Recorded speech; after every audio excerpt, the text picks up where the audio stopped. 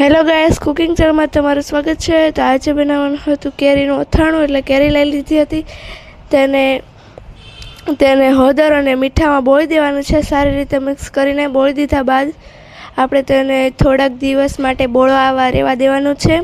બોળો આવી ગયા બાદ આપણે તેને સારી રીતે લઈ લેવાનું છે। લઈને આપણે એક કોરા કપડામાં આવી રીતે સૂકવી દેવાના છે। સુકાઈ ગયા બાદ આપણે કેરીના અથાણાનો મસાલો તૈયાર કરીશું। જેમાં તો મેથી લઈ લીધી હતી અને મેથી લઈ લીધા બાદ તેમાં હળદર એડ કરી લીધી હતી। હળદર એડ કરી લીધા બાદ આપણે તેમાં હિંગ એડ કરવાની છે। હિંગ એડ કરી લીધા બાદ આપણે તેમાં સ્વાદ પ્રમાણે મીઠું એડ કરી દેવાનું છે। મીઠું એડ કરી દીધા બાદ આપણે મરી એડ કરવાની છે। મરી એડ કરી દીધા બાદ સૂકા લાલ મરચાં એડ કરવાના છે। મરચાં એડ કરી દીધા બાદ આપણે તેમાં આખા ધાણા એડ કરવાના છે અને તેલ ગરમ કરી લેવાનું છે। અને આવી રીતે આ બધે જ મસાલો રેડી કરી લેવાનો અને તેને ક્રશ કરી લેવાનો છે। અને પછી આપણે જે મસાલો એડ કર્યો હતો તેમાં આપણે ગરમ તેલ એડ કરી દેવાનું છે।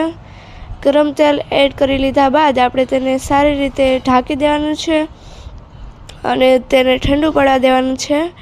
ઠંડુ પડી ગયા બાદ આપણે તેમાં લાલ મરચું એડ કરી દેવાનું છે અને સારી રીતે મિક્સ કરવાનું છે।